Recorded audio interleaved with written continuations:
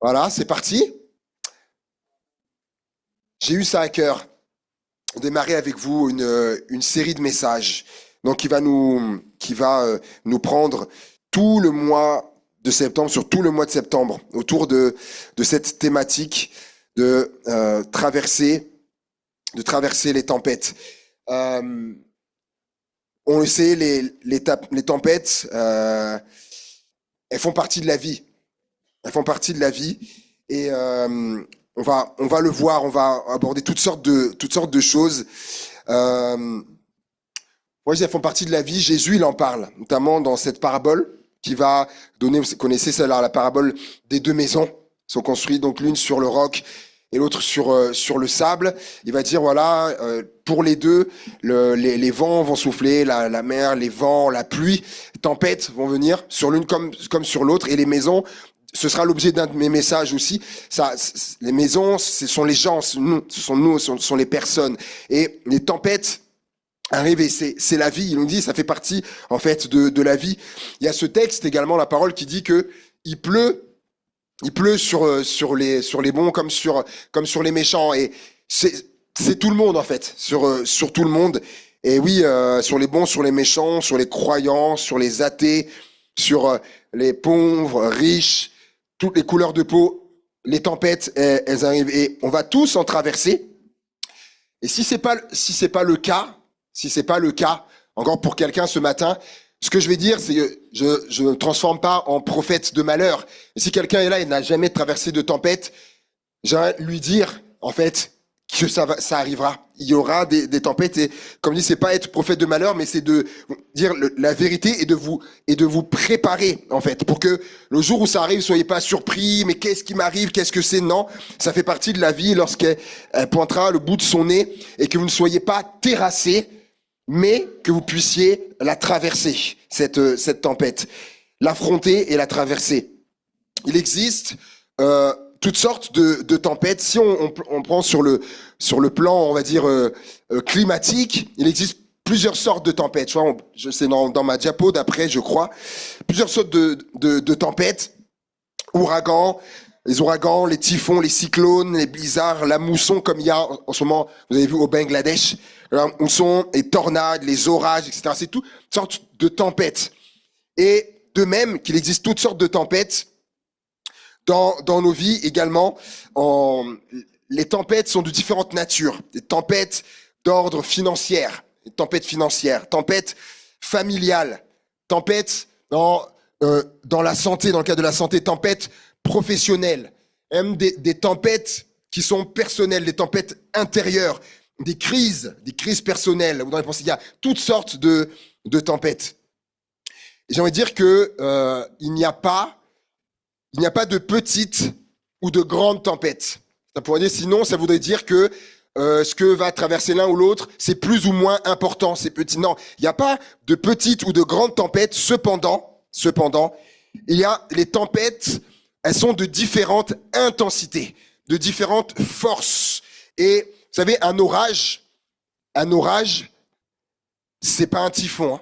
Un orage, quand il va y avoir l'orage, c'est pas un typhon ou un ouragan. C'est pas pareil. Et on est d'accord pour dire que, par exemple, vivre une tempête au travail, par exemple, qui serait que on serait peut-être mal vu, critiqué par des collègues de travail, ou qui nous ont pris en grippe, ou même peut-être le patron qui nous a pris en grippe. On vit une tempête, et d'ailleurs, ce n'est pas minimisé, on vit une tempête, mais on est d'accord pour dire que vivre une tempête comme ça au travail, ce n'est pas la même chose que qu'on nous apprenne qu'on a un cancer. C'est pas pareil. Ou de vivre quelque chose avec, par exemple, d'apprendre que un enfant est dans la drogue, ou de devoir dire à un enfant que on va devoir l'interner. Et quand je vous dis ça, en fait, c'est du vécu de gens qui m'ont raconté ça dans le domaine pastoral. Voilà, et on pourrait encore en parler. Il y a différentes intensités de force des tempêtes. D'ailleurs, par exemple, au niveau mondial, la plus grosse tempête qui a été relevée, c'était un typhon qui est eu dans le nord-ouest de l'océan Pacifique et qui a été mesuré les vents et il y a donc les pluies, les vents à 305 km/h. 305 km. Vous voyez quand le TGV passe là, comme ça, vous voyez les vents, la tempête qui arrivait comme ça. Si ça fond sur vous, mes amis, ouais, c'est la plus grande force. Et il y a un homme dans la Bible, la tempête qu'il a dû affronter, qui s'est abattue sur lui, était un peu une force, d'une force, elle est qualifiée donc force 9, cette tempête-là qui a été relevée. C'est un peu ça qu'il a vécu, cet homme-là. Certains peut-être commencent à voir de qui je vais parler.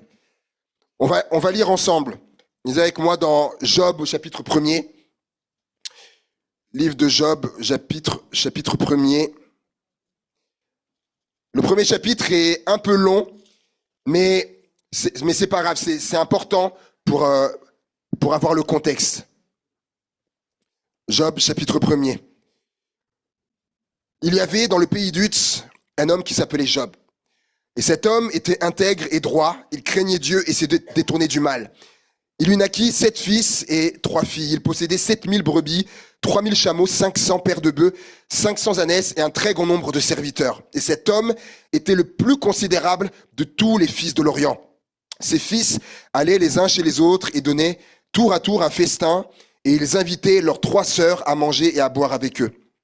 Et quand les jours de festin étaient passés, Job appelait et sanctifiait ses fils, puis il se levait de bon matin et offrait pour chacun d'eux un holocauste, car Job disait peut-être, mes fils ont-ils péché et ont-ils offensé Dieu dans leur cœur? C'est ainsi que Job avait coutume d'agir. Or, les fils de Dieu vinrent un jour se présenter devant l'Éternel, et Satan vint aussi au milieu d'eux. L'Éternel dit à Satan, d'où viens-tu? Et Satan répondit à l'Éternel, de parcourir la terre et de m'y promener. L'Éternel dit à Satan, as-tu remarqué mon serviteur Job? Il n'y a personne comme lui sur la terre. C'est un homme intègre et droit, craignant Dieu et se détournant du mal. Et Satan répondit à l'Éternel, est-ce d'une manière désintéressée que Job craint Dieu? Ne l'as-tu pas protégé, lui et sa maison et tout ce qui est à lui? Tu as béni l'œuvre de ses mains et ses troupeaux couvrent le pays. Mais étends ta main, touche à tout ce qui lui appartient, je suis sûr qu'il te maudit en face. L'Éternel dit à Satan, voici tout ce qui lui appartient, je te le livre seulement, ne porte pas la main sur lui. Et Satan se retira devant la face de l'Éternel. Un jour que les fils et les filles de Job mangeaient et buvaient du vin dans la maison de leur frère aîné, il arriva auprès de Job un messager qui dit, les bœufs labourés et les ânesses paissaient à côté d'eux, des Sabéens se sont jetés dessus, les ont enlevés et ont passé les serviteurs au fil de l'épée. Je me suis échappé moi seul pour t'en apporter la nouvelle. Il parlait encore lorsqu'un autre vint et dit, le feu de Dieu est tombé du ciel, a embrasé les brebis et les serviteurs et les a consumés. Juste un arrêt là. Il dit le feu de Dieu est tombé du ciel. C'est pas vrai. Hein. On l'a vu, on voit que c'est l'ennemi. Hein. Donc il était à côté. Il savait pas ce qu'il disait, il se trompait. C'était pas le feu de Dieu. Et je me suis échappé moi seul pour t'en apporter la nouvelle. Il parlait encore lorsqu'un autre vint et dit, des Chaldéens formés en 3 bandes se sont jetés sur les chameaux, les ont enlevés et ont passé les serviteurs au fil de l'épée. Et je me suis échappé moi seul pour t'en apporter la nouvelle. Il parlait encore lorsqu'un autre vint et dit, tes fils et tes filles mangeaient et buvaient du vin dans la maison de leur frère aîné. Et voici, un grand vent est venu de l'autre côté du désert et a frappé contre les 4 coins de la maison. Elle s'est écroulée sur les jeunes gens et ils sont morts. Et je me suis échappé, moi seul, pour t'en apporter la nouvelle. Alors Job se leva, déchira son manteau et se rasa la tête. Puis, se jetant par terre, il se prosterna et il dit, je suis sorti nu du sein de ma mère et nu, je retournerai dans le sein de la terre. L'Éternel a ôté, que le nom de l'Éternel soit béni. En tout cela, Job ne pécha point et n'attribua rien d'injuste à Dieu. Amen. Comme je vous le disais, si on pouvait prendre une image, c'est comme ce typhon là qui a été identifié là, le plus gros qui a été identifié, ce typhon de force 9, c'est comme ça qui arrive sur la vie de Job, qui fond sur la vie de Job. Et quand on lit, il est dit que Job était l'homme le plus considérable des fils de l'Orient. Il y a une autre version qui dit cet homme était le personnage le plus important des régions de l'Est du Jourdain. Job, qu'on lit là comme ça, là où il était, de sa région, on parle de l'homme qui était le plus important de là-bas, de la région. Donc un homme, ce qu'on appelle un homme éminent. Aujourd'hui, on pourrait parler de personnages, de ces personnages publics, hein, qui est des noms. Et Job, on l'a lu, Job était très riche, très riche. Donc l'ensemble de ses biens, des troupeaux, les cheptels, les serviteurs, etc. Ce qu'on lit, hein, tout ce qu'on a lu là. En fait, s'il fallait faire un équivalent aujourd'hui, on parlerait d'un homme aujourd'hui, hein, d'un homme qui est millionnaire, un homme très riche. Et petite parenthèse, parce que des fois on pourrait penser que les personnes riches de statut comme ça important ne sont pas frappées par les tempêtes, mais alors que pas du tout.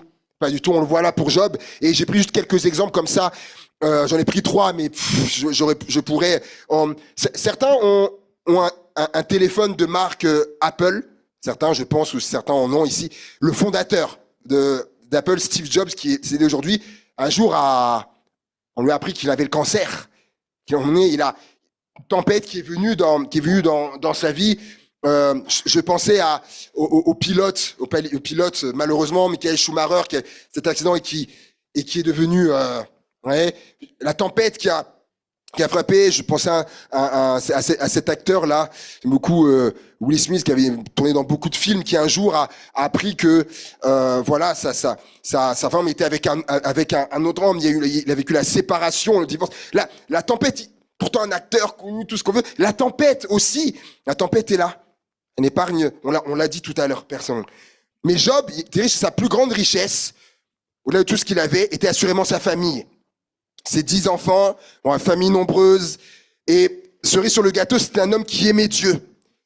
Mais voilà, alors que rien ne laissait présager cela, une tempête va fondre sur sa vie. Vous savez, la tempête qui s'abat sur Job ce jour-là, c'est une tempête qui est sans précédent. Une tempête d'une violence inouïe, terrible, dévastatrice.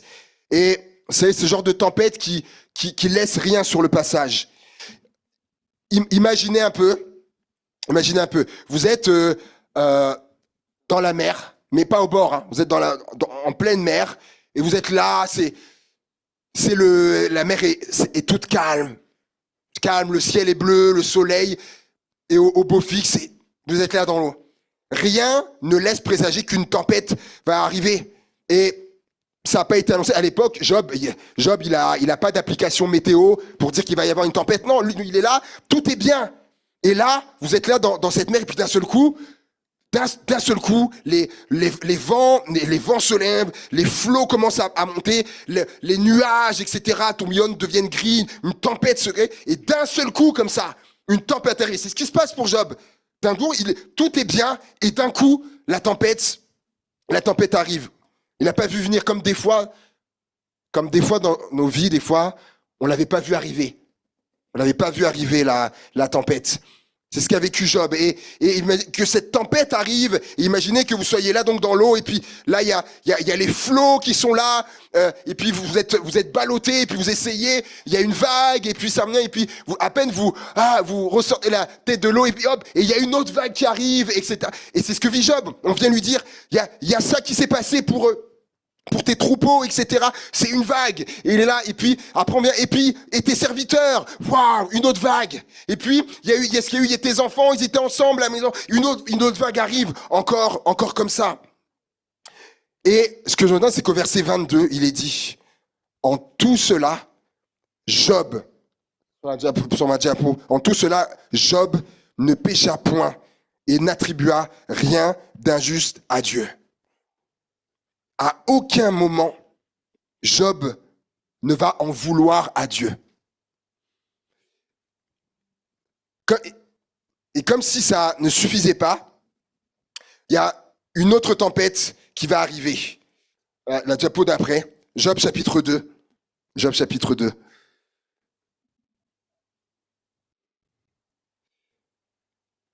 Or, les fils de Dieu vinrent un jour se présenter devant l'Éternel, et Satan vint aussi au milieu d'eux se présenter devant l'Éternel. Parenthèse aussi, ce que le diable pouvait faire en ce temps-là, ça, là, se présenter comme ça devant Dieu, ça, il ne peut plus le faire aujourd'hui. Hein. Je sais pas si tout le monde est conscient de ça, il ne peut plus le faire. Il a été jeté du ciel. Il peut plus faire ça.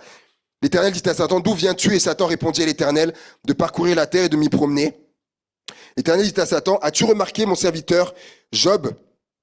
Il n'y a personne comme lui sur la terre. C'est un homme intègre et droit, craignant Dieu et se détournant du mal. Il demeure ferme dans son intégrité et tu m'excites à le perdre sans motif.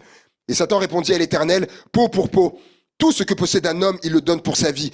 Mais étends ta main, touche à ses os et à sa chair, et je suis sûr qu'il te maudit en face. L'Éternel dit à Satan, voici je te livre seulement, épargne sa vie. Donc tu ne touches pas à sa vie. Et Satan se retira de devant la face de l'Éternel. Puis il frappa Job d'un ulcère malin. Donc c'est le diable qui le frappe d'un ulcère malin, depuis la plante du pied jusqu'au sommet de la tête. Et Job prit un tesson pour se gratter et s'assit sur la cendre. Sa femme lui dit, tu demeures ferme dans ton intégrité, maudis Dieu et meurs. Mais Job lui répondit, tu parles comme une femme insensée. Quoi, nous recevons de Dieu le bien et nous ne recevrions pas aussi le mal. En tout cela, Job ne pécha point par ses lèvres. Ne pécha point par ses lèvres. Et on va s'arrêter là. L'histoire de Job nous montre que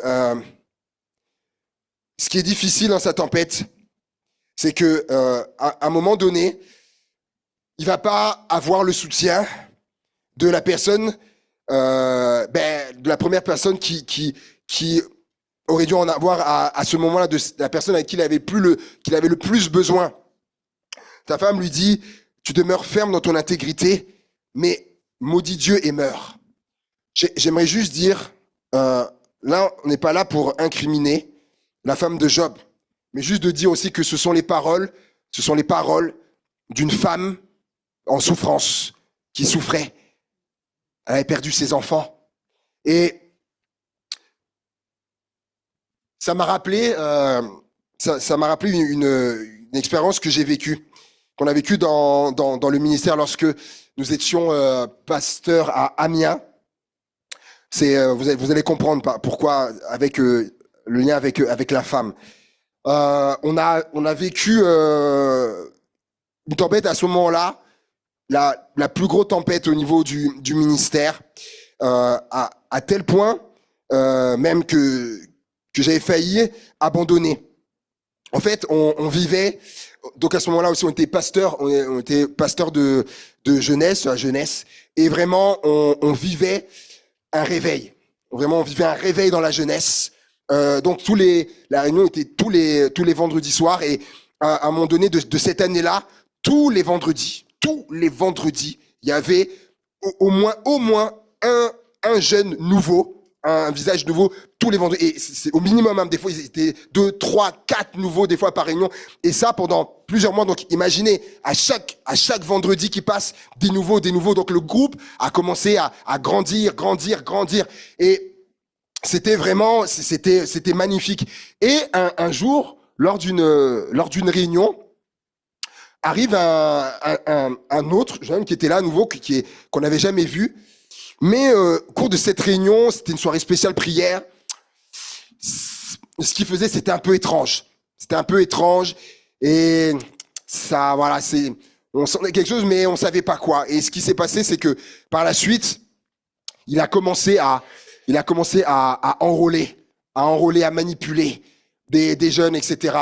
Et à un moment donné, on a commencé à avoir des jeunes qui commençaient à se retourner contre nous, à se lever contre nous. On comprenait plus rien. Et au fur et à mesure, alors que on était comme ça montait. Du coup, il a commencé à y avoir un climat mauvais dans les réunions, et c'était palpable. Et ce qui se passait, c'est que forcément, quand les jeunes venaient, ça veut dire que c'était pas bien. Et ben du coup, certains jeunes commençaient à ne plus venir. Et de la même façon que, du coup, le groupe montait, et ça, du coup, ça a commencé à descendre. On était de moins en moins nombreux. Je vous le fais en cours, c'était une période très compliquée pour nous, et notamment pour moi, parce que c'était, du coup, on était dans c'était spirituel, mais c'était un combat, c'était une bataille. On essayait de raisonner les jeunes, mais il y avait Voilà, il y avait comme autre chose et on n'avait plus accès, on n'avait plus voilà de prise. Et à un moment donné, une fois, je rentre à la maison et c'était trop. J'étais fatigué. En fait, spirituellement, j'étais fatigué et découragé et j'avais résolu du coup d'arrêter. J'avais résolu d'arrêter. J'ai dit non, c'est trop là. Et ma femme le voit. Ma femme le voit, elle voit, et elle sent que là, il y a quelque chose où il faut prendre là la mesure. Et je lui dis, ah non, c'est fini là. Pour moi, c'est trop, je peux plus. Et elle me dit, ma femme, elle me dit, non. Elle dit, on va prier. Elle a dit, on va prier. Et on prend ce temps-là, on prie, voilà, on remet tout ça devant le Seigneur.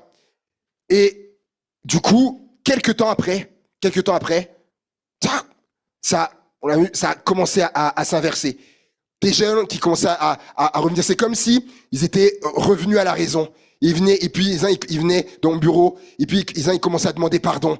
Les uns, deux, trois, deux, quatre, tous les jeunes qui étaient partis. Et ils avaient, comme le Seigneur leur avait comme ouvert les yeux sur ce qui s'était passé. Et voilà, et par la grâce de Dieu, ils sont revenus à l'exception, je crois, de deux ou trois, mais on parlait de plus d'une quinzaine, largement, qui étaient partis. Et voilà, la tendance inverse est revenue. Et puis même, et quand on est parti, je me rappelle, j'ai l'image, hein, je m'étais mis au fond de la salle, je me rappelle. Je revois avec les jeunes, les ados, cette réunion-là, du coup, ils étaient 94. 94. Dieu avait changé les choses, mais cette tempête était arrivée. Mais là, ce que je retiens pour moi, je me rappelle, du coup, de l'élément de ma femme. J'ai dit à un moment donné, là, il y avait cette tempête, et quelque chose d'important. Mais Job, sa femme en souffrance, et était pas là. Mais lui, quelle attitude admirable. Et juste de dire, on bénit Dieu pour nos femmes, hein, pour les femmes de foi, au milieu de nous. Et il est dit que en tout cela, Job ne pécha point par ses lèvres. Quelle attitude admirable. Vous savez, la tempête, ce qu'elle fait, la tempête, elle fait émerger ce qu'il y a au fond de nous. Et la tempête, elle révèle qui nous sommes vraiment. Job, à ce moment-là, n'a pas eu le soutien de sa femme dans cette tempête, à ce moment-là. Il n'a pas eu non plus le soutien de ses amis, quand on voit qu'ils sont venus après le voir. Leur discours, quand ses amis sont venus, le texte dit que ses amis sont venus pour le consoler. Pour ceux qui connaissent l'histoire, qui ont lu les 42 chapitres, quand vous lisez, leur discours, ça a plutôt été, mais à un moment donné, c'était, mais Job, ce que tu vis là, la tempête que tu vis là, tout ce qui t'est arrivé là, ils leur dit, mais c'est pas normal. On dit, c'est pas normal. Job, t'as dû pécher pour qu'il t'arrive tout ça. Ça, c'était le discours des amis de Job. Mais je vais vous poser la question. Est-ce que c'était parce que Job avait péché qu'il lui arrivait tout ça? Hein? Nous, on a lu le texte. C'est le diable qui voulait le perdre, qui a envoyé cette tempête sur sa vie. Et vous savez, cette pensée qui était notamment dans le peuple juif, à ce moment-là, on la retrouve, en fait, pendant les siècles, elle est restée, on la retrouve dans le Nouveau Testament. Quand Jésus, à un moment donné, il marche avec ses disciples et il passe devant un aveugle de naissance. Et là, qu'est-ce qu'il pose? Il pose quoi comme question? Oh, maître, qui de lui ou ses parents ont péché pour qu'il soit né aveugle? Vous voyez? Et Jésus, qu'est-ce qu'il va leur dire? Là, c'est moi qui le dis avec mes mots. Il va dire, non, vous êtes à côté de la plaque. C'est pas du tout ça. C'est pas que lui ou ses parents aient péché, mais c'est afin que les œuvres de Dieu soient manifestées à lui ou à travers lui. Et pourquoi je dis ça? C'est parce que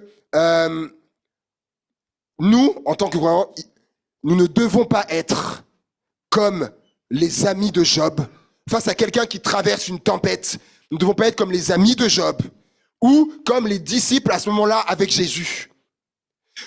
Pourquoi? Parce que dans les deux cas, C'était absolument faux ce qu'il disait. C'était pas du tout ça. Et vous savez, combien de gens ont émis comme ça un jugement sur des personnes qui dans leur vie traversaient une tempête. Et je crois que c'est important que je le dise parce que on l'a vu à travers différentes églises où on a été, ou même dans des partages qu'on a pu avoir avec des gens, et des gens qui disaient, ah, mon frère, ma sœur, ah, mais non, ce que tu vis là, cette grosse tempête que tu vis, c'est qu'il doit y avoir un péché dans ta vie. Frères et sœurs, attention à ça. Parce que des fois, ce qui se passe derrière, des fois, c'est comme on le dit là, c'est le diable. C'est une tempête qui vient du diable. Des fois, c'est pas que la personne, elle est péchée. Et il y a eu, et je le dis, je crois que c'est important, il y a eu des dégâts de fait dans les églises. Il y a eu des dégâts de fait comme ça. Il y a eu des gens qui sont partis des églises à cause de ça. Parce que c'était pas le cas. J'aimerais vous dire que même si c'est le cas, nous, on n'est pas Dieu. Ça, c'est l'affaire de Dieu. C'est l'affaire de Dieu. Et ça, on le verra dans un des messages du mois de septembre. Ça, c'est l'affaire de Dieu, ça. Nous, on n'est pas Dieu, on ne sait pas. Et vous savez, ça, ouais, ça me tient parce que moi, je l'ai vécu, ça. Comme ça aussi, vous allez un peu plus me connaître. Je l'ai vécu lorsque j'étais à l'école biblique. En deuxième année, j'ai eu une période où j'ai été très malade. J'ai eu successivement plusieurs maladies d'un coup qui sont tombées comme ça, et il y en a eu notamment trois à se suivre, major. Je finissais une, je sortais, il y en avait une autre qui arrivait. Je sortais une, il y en avait une autre. Et j'ai eu une pharyngite aiguë, mais très aiguë, avec d'autres choses, etc. Je toussais tout le temps, constamment. C'était compliqué. J'ai eu autre chose. Et puis la dernière chose qui était très dure, j'ai eu un abcès. Et je pouvais difficilement marcher. Donc même pendant des semaines, je pouvais même plus aller en cours. Donc j'étais allongé, j'étais alité dans mon lit. On me ramenait les cours plus tard, etc. Je lisais dans mon lit. Je sortais juste de la chambre, c'était pour aller manger, c'était pour aller au réfectoire, pour manger. Et à peine j'allais, et je retournais dans ma chambre, tellement j'avais mal. Et à un moment donné, un matin, au petit déjeuner, il y a un des étudiants qui vient, il s'assoit en face de moi, et il me dit, David, faut que je te parle. Il dit, tout ce qui t'arrive là, il me dit, c'est pas normal. C'est pas normal tout ce qui t'arrive là. Il me dit, peut-être qu'il faudrait que tu te sondes intérieurement. Parce que là, il dit, je pense que t'as dû commettre quelque chose, t'as dû commettre un péché. Ah. Alors quand je me suis levé ce matin-là, je m'attendais pas à entendre ça. Alors je vous le dis, il y a une partie, ça fait mal quand même. Et ce qui se passe, c'est que tous les matins, on a un culte à l'école biblique, donc dans la chapelle. Et juste après ce moment-là, donc on part au culte à la chapelle. Le moment se fait, etc., de louange, tout ça. Et puis à un moment donné, don spirituel qui dit, l'ennemi s'acharne sur toi. Mais moi, je t'ai donné les armes, combat, parce que je t'ai donné la victoire. Et quand on est là, et j'entends ça en moi-même, c'est pas savoir comme j'étais content en moi-même. Et vous savez, la chair voudrait dire, attends voir un peu, toi qui es venu me voir tout à l'heure, qu'on va se dire, je vais aller le voir, t'as entendu un peu, tu me disais, etc., t'as dû faire ça dans ta vie, t'as vu ce que Dieu il a dit là, c'est pas le péché, c'est l'ennemi qui s'acharne. La chair voudrait faire ça. Et j'ai voulu faire ça à un moment donné, mais ça sert à rien de faire ça. Dieu l'a justifié. Et il a révélé, c'était l'ennemi, c'était le diable qui a envoyé cette tempête-là. Et des fois, c'est l'ennemi qui est derrière certaines tempêtes. Il existe, on va le mettre après, il existe 4 types de tempêtes. 4 types. On va le voir tout au du mois de septembre. Les tempêtes, premièrement, il existe les tempêtes de la vie, qui sont le lot de la vie. Il y a les tempêtes qui arrivent. Deuxièmement, il y a les tempêtes qui sont dues à nos mauvais choix. Ou au péché. On va voir que qui sont dus à nos mauvais choix, ou au péché. Troisièmement, il y a des tempêtes qui sont du fait de notre obéissance. Ouais, le fait qu'on ait obéi à Dieu. Derrière, il y a des tempêtes, on verra ça avec tous les passages bibliques. Et il y a des tempêtes qui sont d'origine diabolique. Comme on l'a vu là pour Job, c'est le diable qui est derrière certaines tempêtes. Pour Job, c'était le dernier cas. Sauf que Job, à ce moment-là, quand il vit cette tempête-là, Job, lui, il le sait pas. Lui, Job, il n'a pas été dans le ciel à ce moment-là où Satan, il a parlé avec Dieu, il a pas assisté à ça. Donc, il le sait pas quand il traverse ça. Et nous, on a la fin de l'histoire, mais lui, il le sait pas quand il vit tout ça. Et quand il est au milieu de la tempête, il n'a pas idée que c'est le diable qui est derrière. Mais il tient bon. On l'a vu, il est dit à un moment donné, il resta. Il a rien imputé d'injuste à Dieu. Il n'a pas péché avec ses lèvres, nous dit le texte. Il est resté fidèle. Il a continué. Et vous savez, il y a des effets à la tempête. C'est la diapo d'après. Les effets de la tempête. C'est que il dira dans Job 42,5, Job dira, mon oreille avait entendu parler de toi. Mais maintenant, mon œil t'a vu. C'est Job qui parle. On est à la fin, à toute fin, chapitre 42. Vous savez, par cette tempête, Job a réalisé quelque chose. Il a réalisé, qu'il connaissait pas Dieu. Il connaissait pas Dieu. Il dit, mon oreille avait entendu parler. Mais si vous entendez parler de quelqu'un, ça veut dire que vous le connaissez? Non, vous avez entendu parler. Donc, la tempête a fait qu'il a réalisé, qu'il connaissait pas Dieu. Il avait entendu parler de lui. Il savait des choses sur Dieu. Et vous savez, avant de venir ici, et même qu'on ait le contact avec le pasteur Francis Alébé, j'avais déjà entendu parler de lui. Lu même des feuillets sur lui, ou vu son nom sur Pentecôte, ou je sais plus où. J'ai vu Francis Alébé. D'ailleurs, j'ai toujours cru que c'était un Africain. Quand je voyais son nom, je croyais que c'était un Africain. Et quand on voit, on dit, ah non, il n'est pas africain. Mais j'avais juste entendu parler de lui.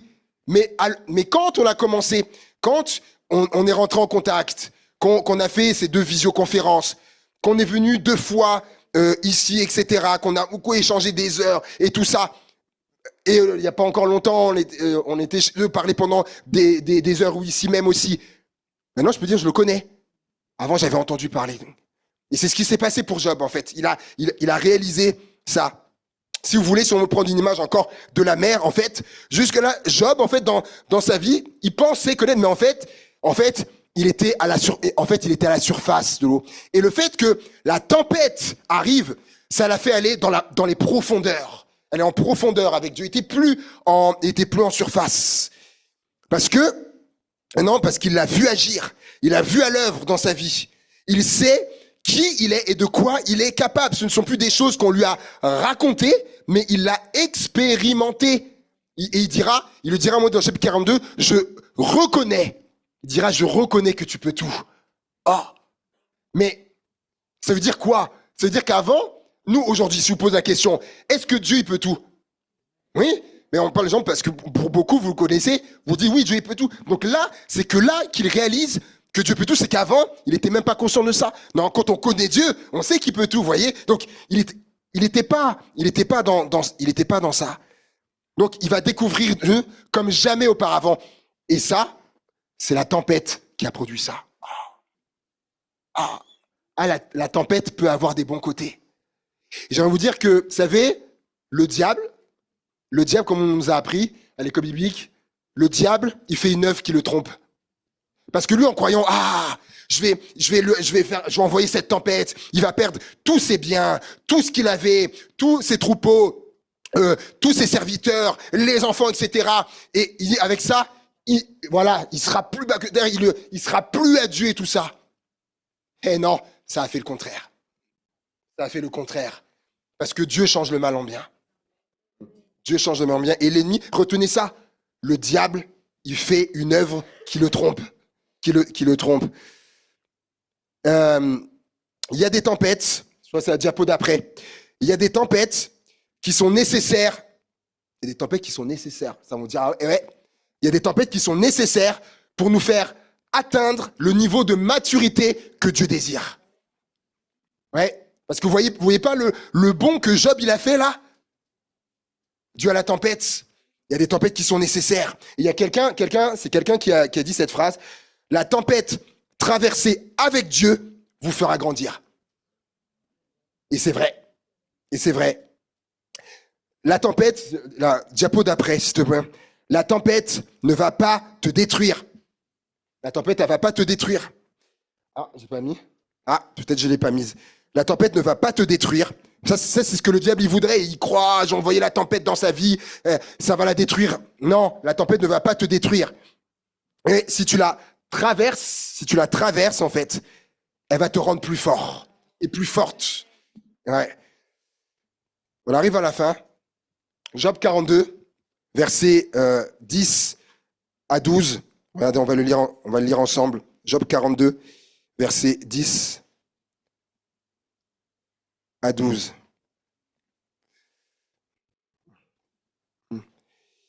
L'Éternel rétablit Job dans son premier état. Quand Job eut prié pour ses amis, et l'Éternel lui accorda le double de tout ce qu'il avait possédé. Les frères, les sœurs et les anciens amis de Job vinrent tous le visiter, et ils mangèrent avec lui dans sa maison. Ils le plaignirent et le consolèrent de tous les malheurs que l'Éternel avait fait venir sur lui, et chacun lui donna un quesita et un anneau d'or.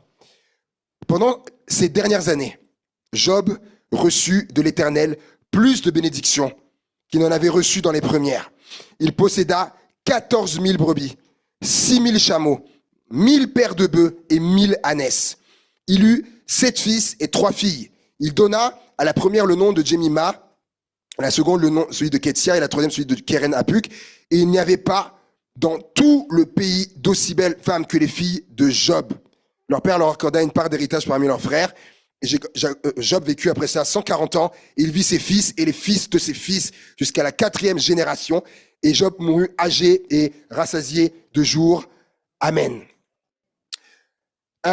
Alors là, quand on voit ça, on dit waouh, magnifique. Waouh, Seigneur, merci. Hein. Waouh, c'est merveilleux.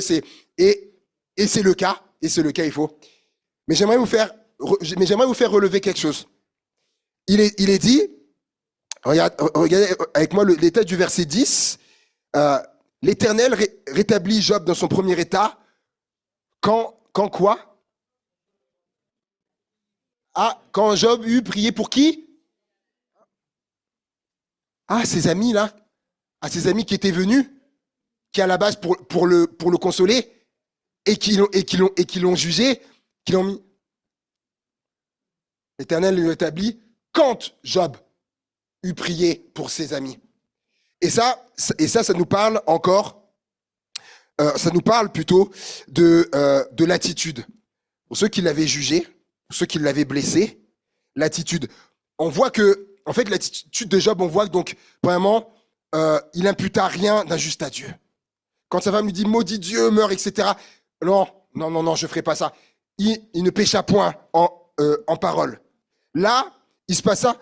Il va prier pour ses amis qui l'ont jugé et qui l'ont blessé. L'attitude, en fait, soit ça je l'ai mis en diapo, notre attitude, elle joue un rôle majeur pour traverser la tempête. Elle joue un rôle majeur. Et vous savez, il y a des gens, quand ils vont traverser une tempête, malheureusement, il y a des gens, ils vont tout laisser. Ils vont tout laisser par terre, tout abandonner. Mais c'est pareil, on va pas les juger, puisque j'ai failli le faire une fois. Ouais. Ils vont tout abandonner. Certains, ils vont tout remettre ils vont tout remettre en question. Certains, ils vont abandonner leurs responsabilités, leur mission. Certains, ils vont leur appel. Certains, malheureusement, ils vont faire demi-tour. Il y en a, ils vont faire demi-tour et dire si c'est ça, ils vont faire demi-tour. Certains, ils vont même, dans le pire des cas, certains vont abandonner la foi, malheureusement. Mais là, Job, il nous montre un exemple extraordinaire, grandiose. Malgré tout ce qu'il a vécu, je ne sais pas si dans le reste de l'histoire, il y a quelqu'un qui a vécu quelque chose comme ça. Et lui, il va rester. Il va rester comme ça. Quel exemple pour nous. Et c'est son exemple qu'il nous faut prendre. à Job. Et de l'attitude face aux tempêtes. Et vous savez, c'est l'attitude de l'aigle. Je crois que c'est la diapo d'après. L'aigle, il est dit que l'aigle n'échappe pas à la tempête. Il n'échappe pas. Quand la tempête, elle est là, c'est comme pour nous, il échappe pas à la tempête. Et l'aigle utilise la tempête pour s'élever plus haut. Il faut savoir que l'aigle, c'est le seul oiseau qui ne fuit pas quand il y a une tempête qui vient. C'est le seul oiseau. Les autres oiseaux, ils vont partir, ils vont aller se réfugier, se cacher, etc. C'est le seul oiseau qui peut traverser et qui va même fondre, qui a peur, qui va fondre à travers la tempête, qui va la traverser. Et il va utiliser les courants, etc. qu'il y a pour aller plus haut. Et en fait, je me dis, mais c'est ce qu'a fait Job, en fait. Pour aller plus haut. Job, à un moment donné, a été plus haut que les mauvaises paroles qu'il a entendues, plus haut que le jugement. Il est allé plus haut que ça. Et c'est ça qui nous fait traverser aussi la tempête. Mais vous savez que la Bible, elle nous invite à être comme des aigles. Ah, vous connaissez ce passage que les adolescents se lassent, se fatiguent, etc., tout ça. Mais que ceux qui comptent sur l'Éternel prennent des forces et ils renouvellent leur force comme l'aigle. Dieu nous invite à être comme les aigles et notamment à ne pas avoir peur de la tempête, à ne pas la fuir, mais à la traverser parce qu'on la traverse avec Dieu aussi qui nous aidera. Et je conclus, Job va traverser cette tempête de sa vie et Dieu, on l'a lu, Dieu va lui redonner le double. Quand on lit, il va lui donner 14 000 brebis, alors qu'avant la tempête, il en avait 7 000. 14 000 brebis. 6 000 chameaux, avant il en avait 3 000. 1000 paires de bœufs, avant il en avait 500. Et 1000 ânesses, et avant il avait 500 ânesses. Il va lui redonner, après la tempête, il va lui redonner le double. Il va lui donner le double de ce qu'il avait avant. Et ça me fait dire que, donc déjà, il va le rendre plus riche qu'il était avant. Déjà avant, il était riche, il va le rendre 2 fois plus riche que ce qu'il était avant. Et il va lui rendre les enfants aussi. Mais ça, c'est la chose qu'il ne va pas rendre en double. C'est le même nombre. Il va lui rendre le même nombre, mais ses filles, il va dire que ses filles étaient les plus belles filles qu'il y avait dans tout le pays là-bas. Et ça me fait dire que si tu traverses la tempête, ce qui t'attend derrière est plus grand et plus glorieux que ce qu'il y avait avant la tempête. Et c'est pour ça qu'il faut la traverser, les amis. Ce qui est derrière la tempête est plus grand et plus glorieux que ce qu'il y avait avant. Amen. Et je terminerai par cette citation, c'est la dernière diapo, s'il te plaît. Par cette citation que j'ai trouvée, que j'ai bien aimée. Voilà. Aussi longue soit la tempête, le soleil finit toujours par percer à nouveau les nuages. Ouais, et c'est une vérité. C'est une vérité aussi météorologique que dans la vie, en fait. Après la tempête, le soleil arrive toujours à percer les nuages. Et ça me fait dire que, vous savez, c'est un des noms de Dieu, ça, le soleil de justice. Ça me fait dire que, à la fin, c'est le soleil qui gagne. En fait, c'est le soleil qui a le dernier mot. C'est Dieu qui a le dernier mot à la fin de nos tempêtes. C'est pas le diable. Il va pouvoir envoyer des tempêtes, mais celui qui aura le dernier mot, c'est Dieu. C'est Dieu dans nos vies. Alléluia. Amen. Que ça nous aide à traverser nos tempêtes. Avec lui, il donnera la force, tout ce qu'il faut pour arriver à la traverser. Et rappelez-vous ce qu'il y a derrière. Ce qu'il y a derrière, c'est plus grand et plus glorieux que ce qu'il y a avant. Alléluia. Amen. Alléluia. On peut incliner nos têtes. Alléluia. Et j'aimerais prier. J'aimerais prier peut-être pour quelqu'un, peut-être pour plusieurs personnes qui, en ce moment, est dans la tempête, peut-être traverse une tempête. Juste, j'aimerais l'inviter à se lever à sa place. J'aimerais l'inviter à se lever à sa place et j'aimerais prier pour lui, pour elle. Alors qu'on entame cette série sur les tempêtes, qu'on verra tout au mois de septembre. Juste, tu as besoin peut-être là de la prière. Parce que c'est pas toujours simple. On l'a lu comme ça pour Job. Mais vous lirez à des moments, Job, il a flanché. À des moments, il flanchait. Mais c'est normal, on est des humains. Alléluia, on n'est pas surpuissant. Il a flanché, mais à chaque fois, il a su se relever. Peut-être ce matin, il y a quelqu'un peut-être qui a eu un moment donné où il a flanché dans cette tempête qui est là, pas évidente. Tu t'es éloigné et j'aimerais qu'on prie, qu'on prie ensemble. On va prier le Seigneur qu'il t'aide dans cette tempête qui est là, qui t'aide, te fait en croire que tu vas en voir le bout. Tu vas en voir le bout. Seigneur, tu vois les bien-aimés qui se sont levés ce matin. Je connais pas, Seigneur, leur tempête. Je sais pas si elles sont d'ordre personnel intérieur, que ce soit d'ordre financier, familial, de la santé professionnelle.